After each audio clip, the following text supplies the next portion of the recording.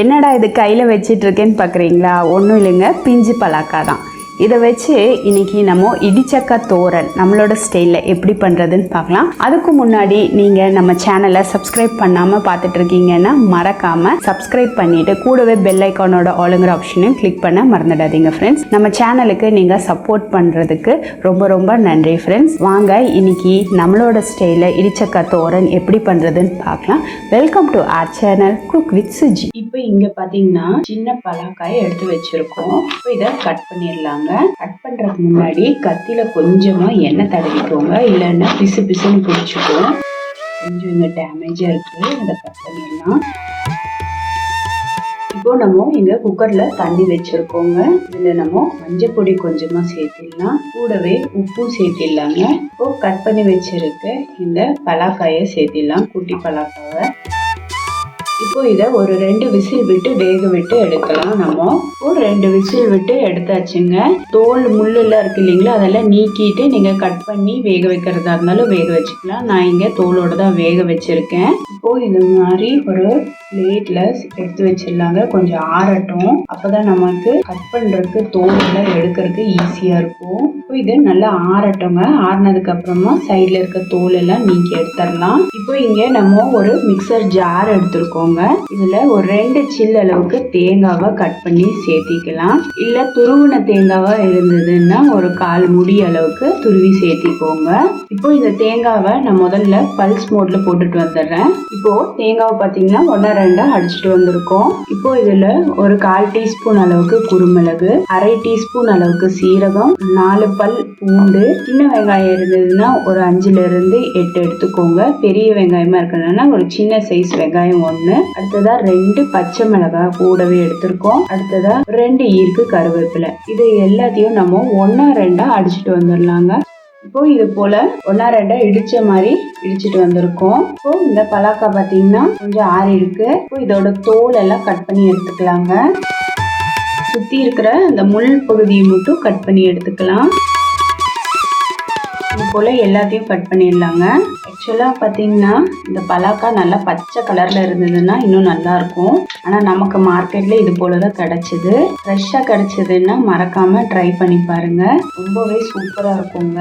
இதுக்கு முன்னாடி பலாக்கா செய்திருக்கீங்க அப்படின்னா என்ன ரெசிபி செய்தீங்கன்னு எனக்கு கமெண்ட் செக்ஷன்ல சொல்லுங்க. இப்போ இதெல்லாம் நம்ம தோல் எல்லாம் நீக்கி வச்சிருக்கோம். இது போல இடிக்கல்ல வச்சு நல்லா இடிச்சுக்கோங்க. இடிக்கும் போது நமக்கு இந்த பலாக்கா பார்த்தீங்கன்னா நல்ல பூ மாதிரி உதிர்ந்து வரும். பாருங்க எந்த அளவுக்கு நல்லா உதிர்ந்து இருக்குன்னு. பார்த்தீங்கன்னா இந்த அளவுக்கு நல்லா பொறுன்னு இடிச்சு வச்சிருக்கோம். இப்போ இங்க ஒரு வாணலி வச்சிருக்கோம். இப்போ இதுல 2 டேபிள் ஸ்பூன் அளவுக்கு எண்ணெய் சேர்த்திக்கிறேங்க. இப்போ எண்ணெய் சூடானதும் கடுகு சேர்த்திடலாம். இப்போ பார்த்தீங்கன்னா கடுகு பொரிஞ்சிட்டு இருக்கு. இப்போ இதுல சீரகம் பார்த்தீங்கன்னா ஒரு 1/2 டீஸ்பூன் அளவுக்கு சீரகமும், உளுத்தம் பருப்பு 1 டீஸ்பூன் அளவுக்கு சேர்த்துக்கலாங்க. அடுத்ததா வரமிளகாவும் பச்சை மிளகாவும் ஒன்னொன்னா கட் பண்ணி வச்சிருக்கோம். கூடவே கருவேப்பிலையும் இதோட சேர்த்துக்கலாம். ஸோ இதை லைட்டாக வதக்கி கொடுத்துருக்காங்க. அந்த பச்சை மிளகாவோட காரம், வரமிளகாவோட காரம் எண்ணெயில் இறங்குறதுக்காக. இப்போ நம்ம தேங்காய் விழுது அரைச்சி வச்சிருந்தோம் இல்லைங்களா, அதை எண்ணெயிலே சேர்த்திடலாங்க. சேர்த்து நல்லா இது போல வறுத்து கொடுக்கலாம். இந்த தேங்காவோட பச்சை மணம் கொஞ்சம் லைட்டாக போகிற வரைக்கும் நம்ம இது போல் வறுத்து கொடுத்துடலாம். நம்ம இப்போ ஃப்ளேமை மீடியமில் தாங்க வச்சுருக்கோம், ஹை பண்ண கிடையாது. இப்போ இந்த தேங்காவோட பச்சை மணமெல்லாம் போயிட்டு இப்போ நம்ம பலாக்காய்க்கு பார்த்தீங்கன்னா உப்பு சேர்த்து தான் வேக வச்சுருக்கோம். இப்போ இந்த தேங்காய்க்கு தேவையான அளவு உப்பு இதில் சேர்த்திடலாங்க. இப்போ கடைசியாக நம்ம உதிர்த்து வச்சிருக்க இந்த பலாக்காயும் இதோட சேர்த்திடலாம். சேர்த்து ஸ்லோ ஃப்ளேமில் வச்சு நல்லா கலந்து விட்டுடலாம். கொஞ்சமாக மஞ்சள் பொடியை தூவி விட்டுடலாங்க. இது எல்லாத்தையும் நல்லா கலந்து விட்டுடலாம்.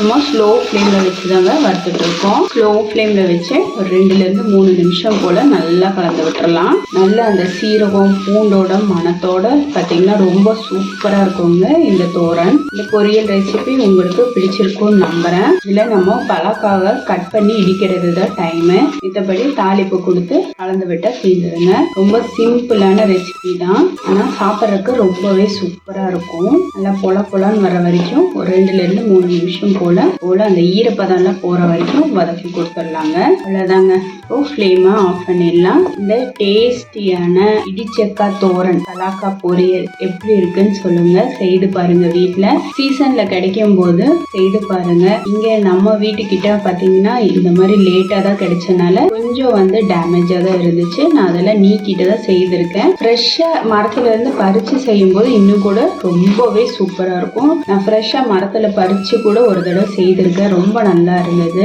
இந்த சிம்பிளான இடிச்சக்காய் தோரன் ரெசிபி உங்களுக்கு பிடிச்சிருந்தா லைக் பண்ணுங்க, ஷேர் பண்ணுங்க. மறக்காம குக் வித் சுஜியை சப்போர்ட் பண்ணுங்க ஃப்ரெண்ட்ஸ். பெல் ஐக்கானோட ஆளுங்கிற ஆப்ஷன் கிளிக் பண்ணா மறந்துடாதீங்க. அப்பதான் இது போல சூப்பர் டேஸ்டியான டெலிஷியஸான வீடியோஸ் உங்களை ரீச் பண்ணுறதுக்கு ஈஸியா இருக்கும். இது வரைக்கும் வீடியோவை பொறுமையா பார்த்ததுக்கு ரொம்ப ரொம்ப நன்றி ஃப்ரெண்ட்ஸ். தேங்க்யூ.